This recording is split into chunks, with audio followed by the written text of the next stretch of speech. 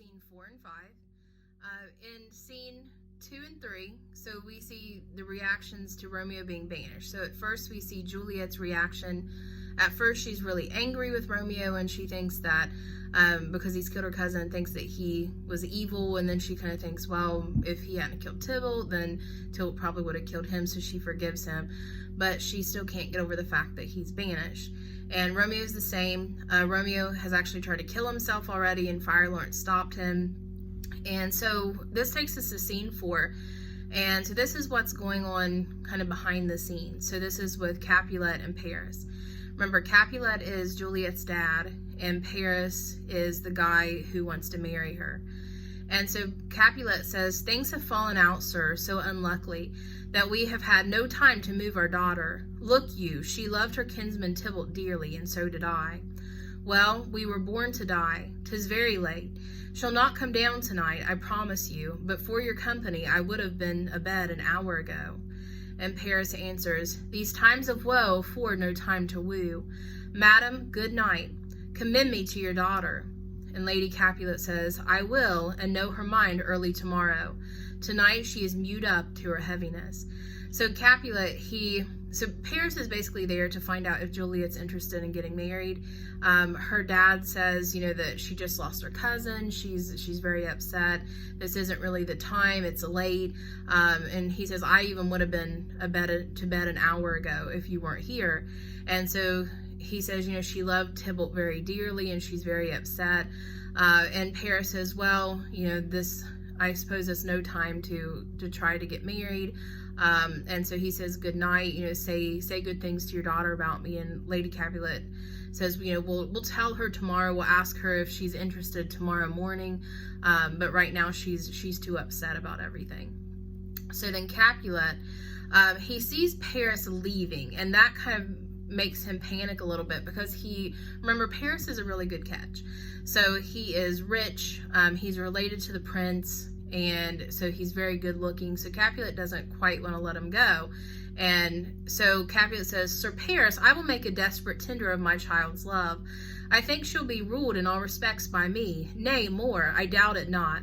Wife, go you to her ere you go to bed. Acquaint her here of my son Paris's love, and bid her mark you me on Wednesday next. But soft, what day is it?" And Paris says, "Well, it's Monday, my lord." And Capulet says, "Monday, ha ha, well, Wednesday is too soon. Oh, Thursday let it be. Oh, Thursday, tell her she shall be married to this noble earl.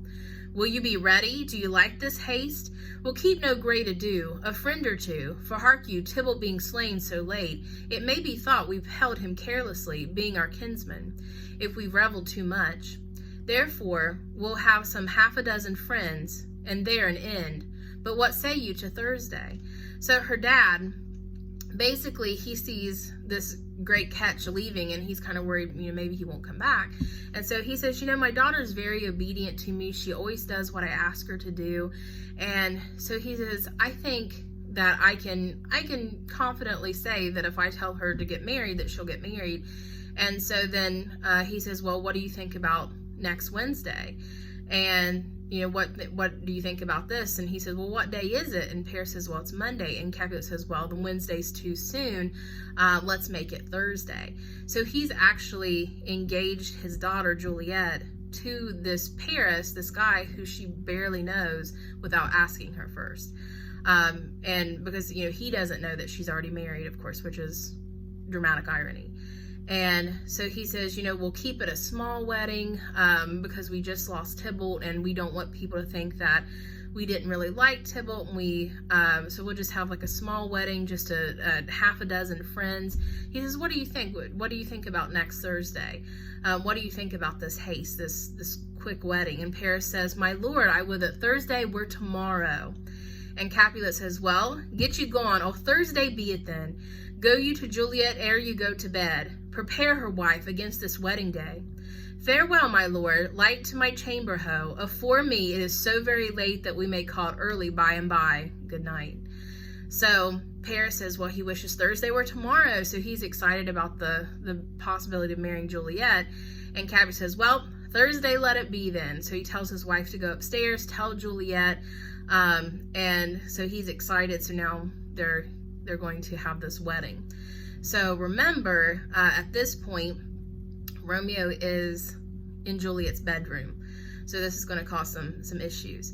So Juliet, that's a very short scene, so scene 4. So this is scene 5, and Juliet and Romeo, so this is the next morning. And so Romeo has to go to Mantua, and he doesn't want to go. And Juliet doesn't want to let him go because they don't know when they're going to see each other again, if ever. So Juliet, they're at the balcony, and so Juliet says, "Wilt thou be gone? Is it not yet? It is not yet near day. It was the nightingale and not the lark that pierced the fearful hollow of thine ear. Nightly she sings on yon pomegranate tree. Believe me, love, it was the nightingale." Romeo says, "It was the lark, the herald of the morn, no nightingale. Look, love, what envious streaks do lace the severing clouds in yonder east. Night's candles are burnt out, and jocund day stands tiptoe on the misty mountain tops. I must be gone and live, or stay and die." So Juliet, she says that they're hearing birds singing outside, and she says, "Oh no, that's not the lark that sings in the morning, that's the nightingale that sings at night." And she says, it was the nightingale. So she's trying to convince Romeo it's not day yet, so he doesn't have to leave. So then Romeo says, "No, that was the lark. That's not the nightingale singing that you hear." And so he says, "Look in the clouds." He says, "You can see in the clouds, you can see the sunlight coming through in the east." And he says, night's finished, and he says you can see the sun in the mountaintops. And so he says he has to live. If he wants to live, he has to go. So then Juliet says, "Yon light is not daylight, I know it I. It is some meteor that the sun exhales to be to thee this night a torchbearer, and light thee on thy way to Mantua.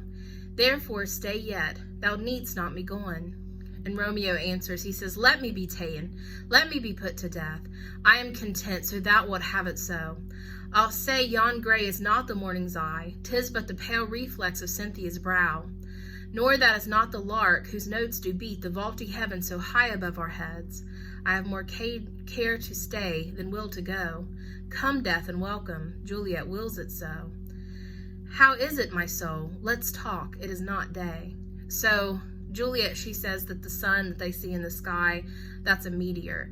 And she says it's going to light your way to Mantua. And so she says, you don't have to go so soon. And then Romeo, he says, if you want me to stay, then I'll stay. He says, I have more will to stay with you, more of a desire to stay with you than I want to go. And so he says that if Juliet wants him to stay, then he'll stay, even if it means death. So he says, let us talk a while longer. And he says, even if it means that I'm taken. So Juliet, she answers and she says, "Oh, it is. Hie hence, be gone away. It is the lark that sings so out of tune, straining harsh discords and unpleasing sharps. Some say the lark makes sweet division. This doth not so, for she divideth us. Some say the lark and the loath toad change eyes. Oh, nigh would they had changed voices too, since arm from arm that voice doth us affray, hunting thee, hence this hunts up to the day. Oh, now be gone, more light and light it grows." And Romeo answers, "More light and light, more dark and dark our woes." So Juliet, she says, she realizes that yes, it is daylight. She can't keep him any longer, or it'll be dangerous for him, even more dangerous than it already is. So she says that the lark is dividing them. And so she says that, that it's growing lighter and lighter outside as they are talking. And Romeo, he says the lighter it's getting outside, the darker their situation seems. So then the nurse comes in and says, "Madam," and Juliet says, "Nurse?" And the nurse says, "Your lady mother is coming to your chamber. The day is broke. Be wary, look about." So she says, your mother's on her way up. You got to get Romeo out of here. So she leaves. And Juliet says, "Then window, let day in and let life out." So she kind of is pushing Romeo toward her balcony exit, so toward the window so he can leave.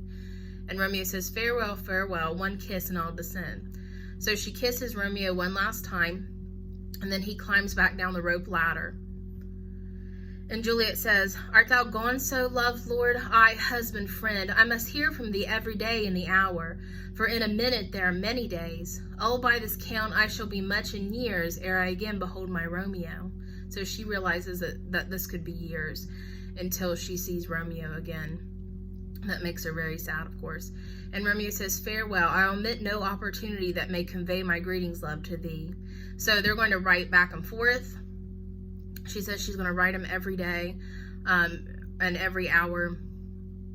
And then he says that he'll write her back and that they'll keep in touch.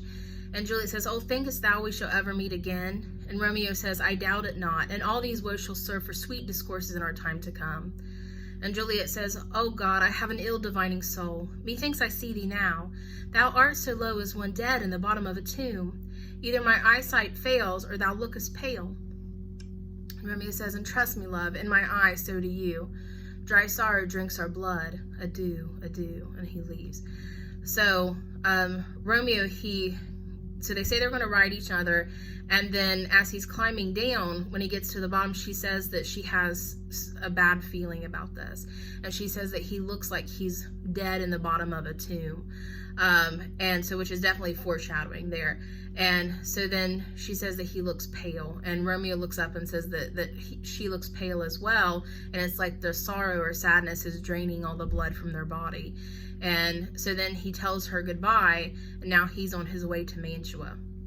So Juliet, she goes back into her room, and she says, oh, fortune, fortune, all men call thee fickle. If thou art fickle, what dost thou with him that is renowned for faith? Be fickle, fortune, for then I hope that will not keep him long, but send him back. So she's saying if fate is fickle or changes its mind all the time, that she wishes it would change its mind again and bring Romeo back to her. So her mother enters the room, enters her bedroom, and says, ho, daughter, are you up? So remember, she's going to tell her about Paris wanting to marry her. Juliet says, who is it that calls? Is it my lady mother? Is she not down so late or up so early? What unaccustomed cause procures her hither? So she's saying, what could my mother possibly want? You know, has she not been to bed yet, or is she up early? You know, what does she want? And Lady Capulet says, why, how now, Juliet? And Juliet says, madam, I am not well. And Lady Capulet says, evermore weeping for your cousin's death? What, will thou wash him from his grave with tears? And if thou couldst not make him live. Therefore have done. Some grief shows much of love, but much of grief shows some want of wit.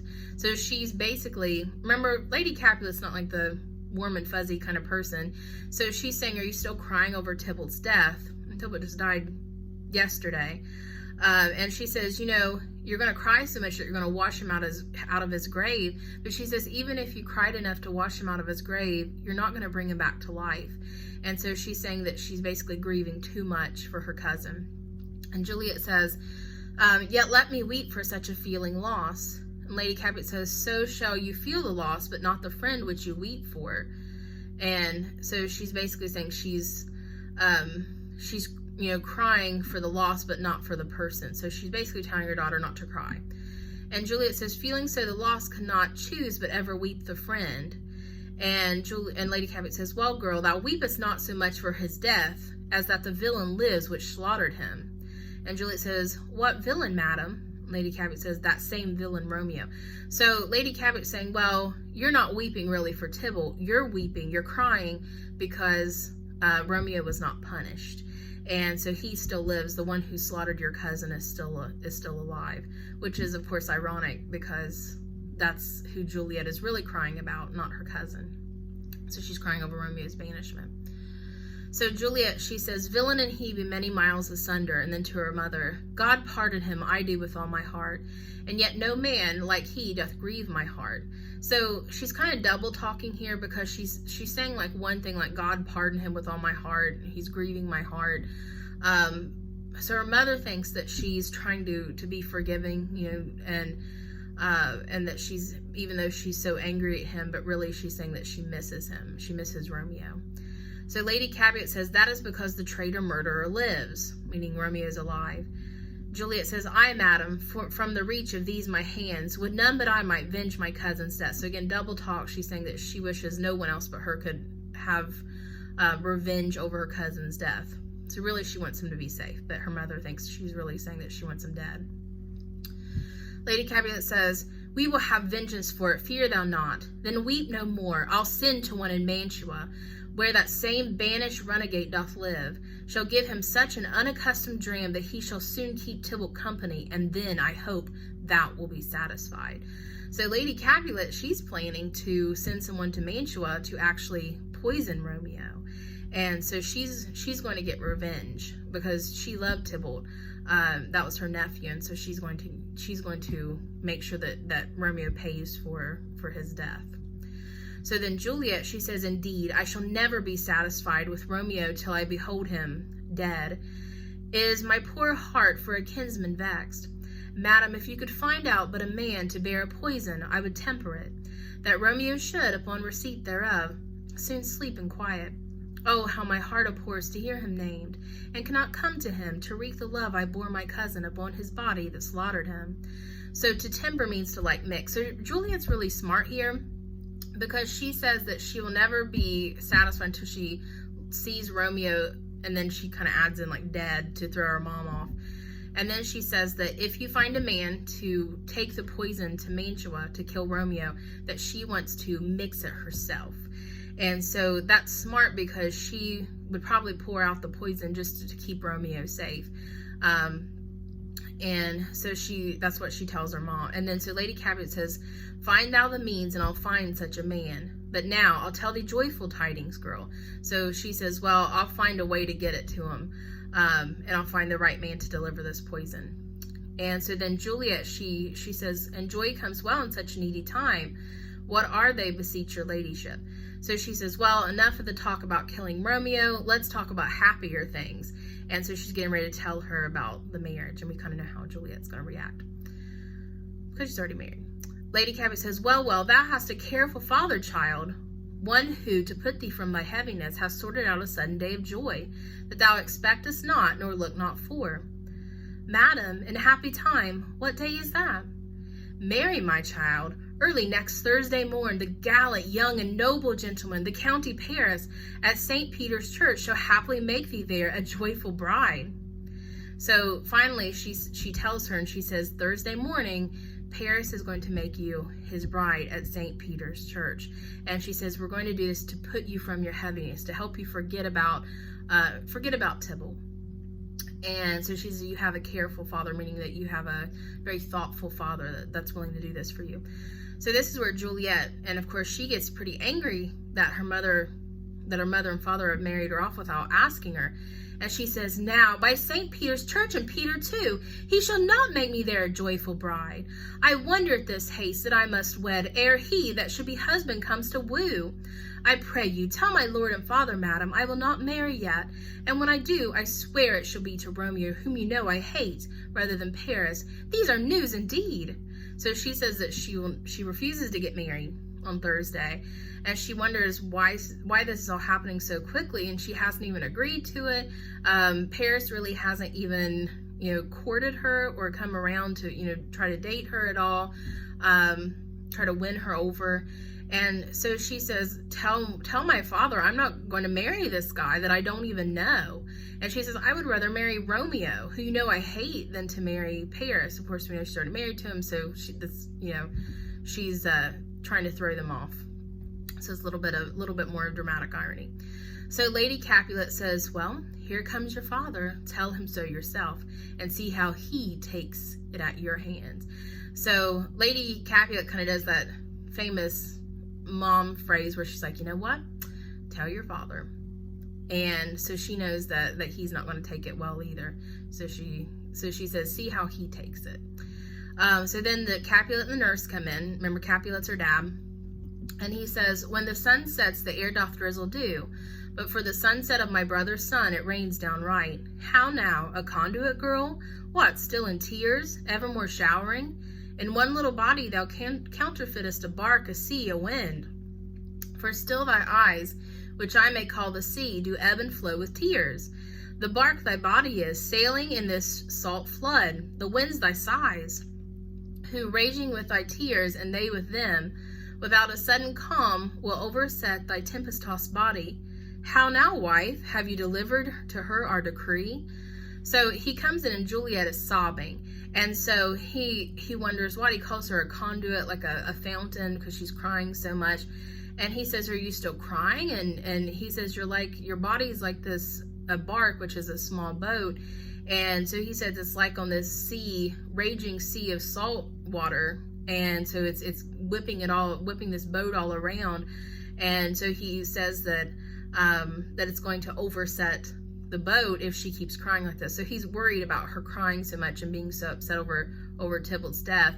And so he looks at his wife and he says, well, haven't you told her about the marriage? Didn't you tell her the good news? So he can't quite understand why Juliet's not happy. And so Lady Capulet says, aye, sir, but she will have none. She gives you thanks. I would the fool were married to her grave. And Capulet, he answers, soft, take me with you, wife. How will she have none? Does she not give us thanks? Is she not proud? Does she not count her blessings? Unworthy as she is, that we have wrought so worthy a gentleman to be her bride. And so Lady Capulet, she says, well, I told her. She said, thanks, but no thanks. And so then she says that she wishes a fool were married to her grave. So she says, I hope Juliet never gets married if she's going to be so stubborn. And so then Capulet, he says, hang on a second.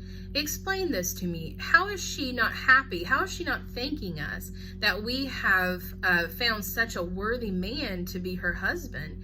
And Juliet, she steps up to her father and she says, not proud you have, but thankful that you have. Proud can I never be of what I hate, but thankful even for hate that is meant love. So she's saying, again, thanks, but no thanks. I'm really glad that you did this for me. I'm thankful that you've done this for me, but I can't marry Paris because I hate him. I don't love him. And so Capulet, you can kind of feel his anger rising. So he's getting angrier and angrier. So he says, how, chopped logic. What is this? Proud, and I thank you not, and yet not proud. Mistress Minion, you thank me no thankings, nor proud me no prouds, but fettle your fine joints against Thursday next, and go with Paris to St. Peter's Church. Oh, I will drag thee on a hurdle thither. Out, you green sickness carrion, out, you baggage, you tallow face. So he says, I don't want to hear your thank yous.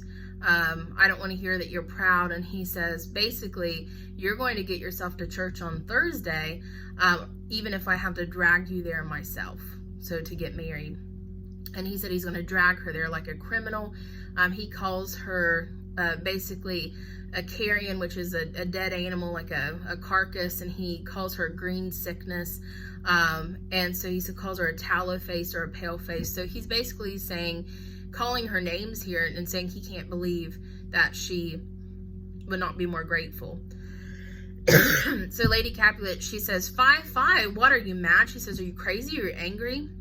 And Juliet, she says, good father, I beseech you on my knees. So she gets down on her knees and she is begging him.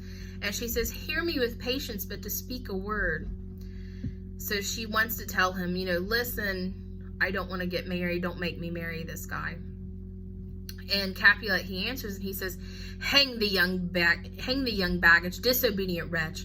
I tell thee what, get thee to church a Thursday, or never look me in the face. Speak not, reply not, do not answer me. My fingers itch. Wife, we scarce thought us blessed that God had lent us but this only child, but now I see this one is one too much, and that we have a curse in having her.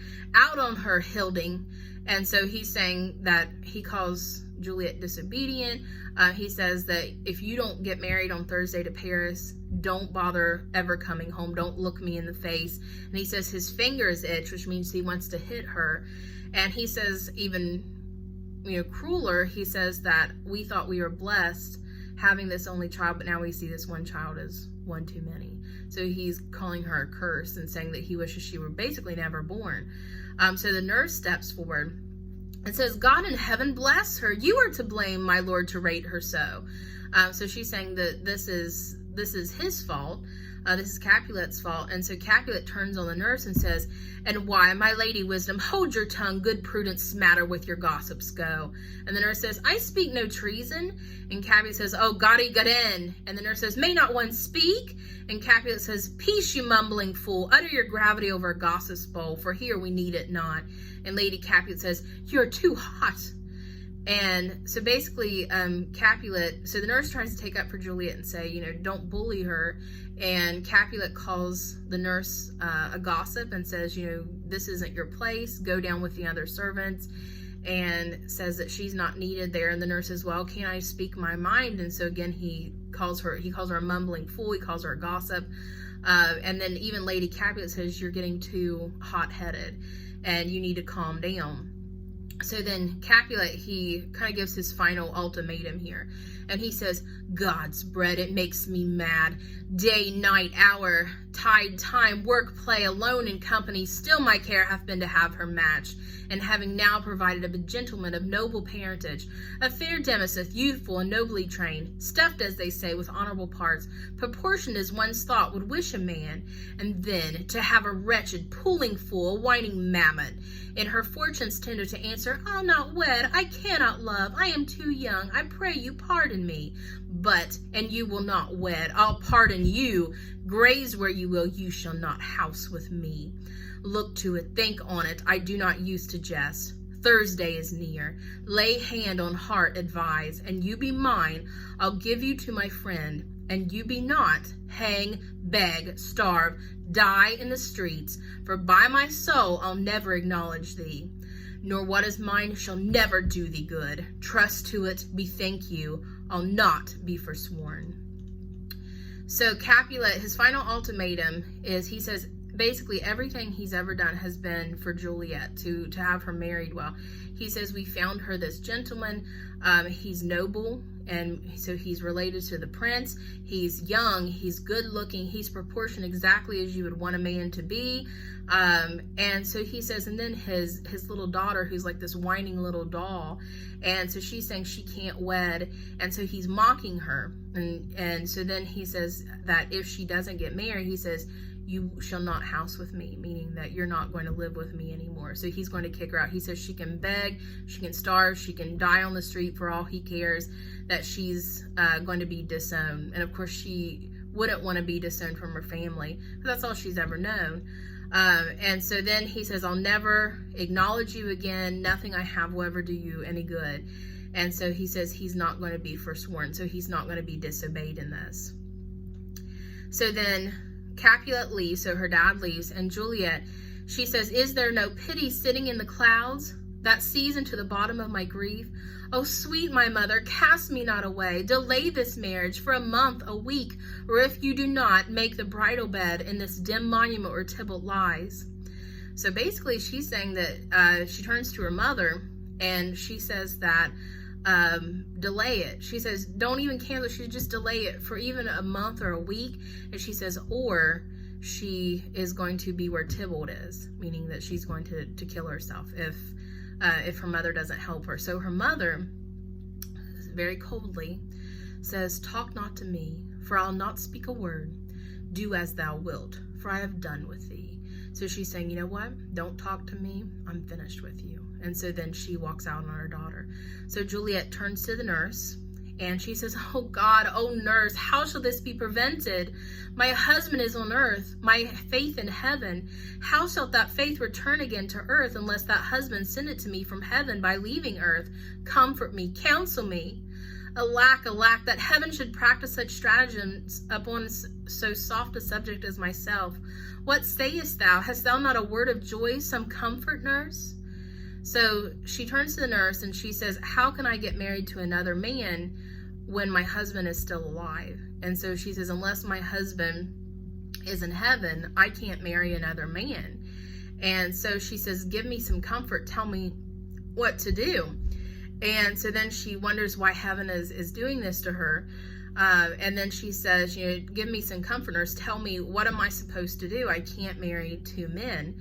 So the nurse answers, and she says, okay, Faith, here it is. Romeo is banished, and all the world to nothing, that he dares ne'er come back to challenge you, or if he do, it needs must be in stealth. Then, since the case so stands as now it doth, I think it best you married with the county.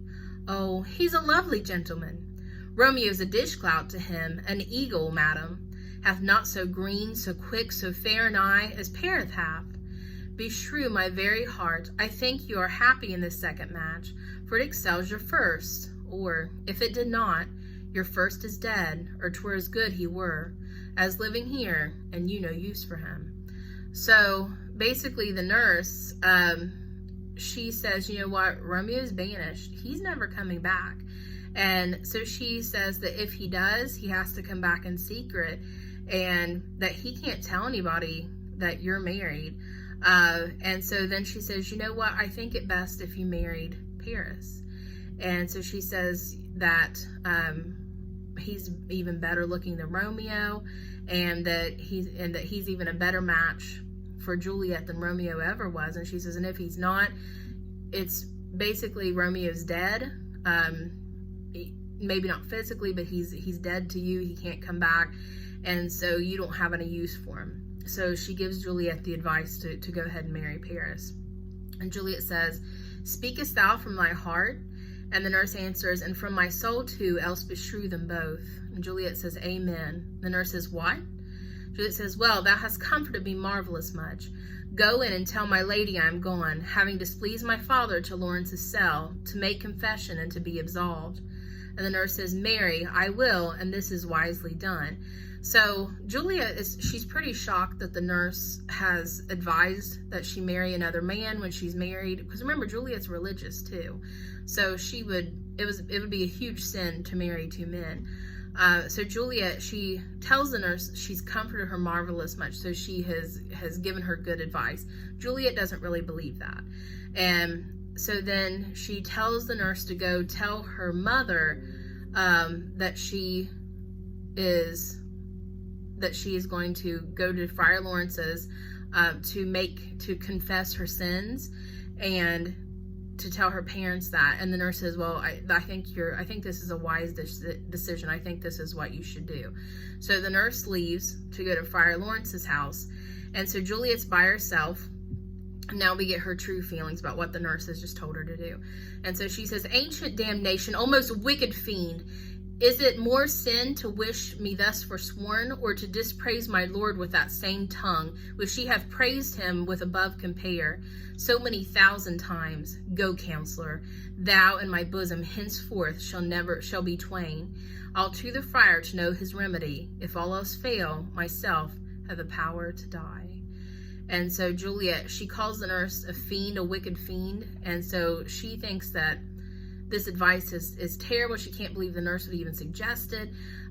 So she says that the nurse has said all these great things, has praised Romeo so many times, and now she's changed, and now she's saying that Paris is the better match. And so she says, henceforth shall my bosom be in twain. So she's saying that twain means like cut in half. So she's saying that all of her secrets, like your bosom buddy. And so she's saying that all of her secrets from the nurse are now going to be cut. So she's cutting herself off from the nurse. So now she doesn't trust the nurse anymore since she advised her to marry Paris.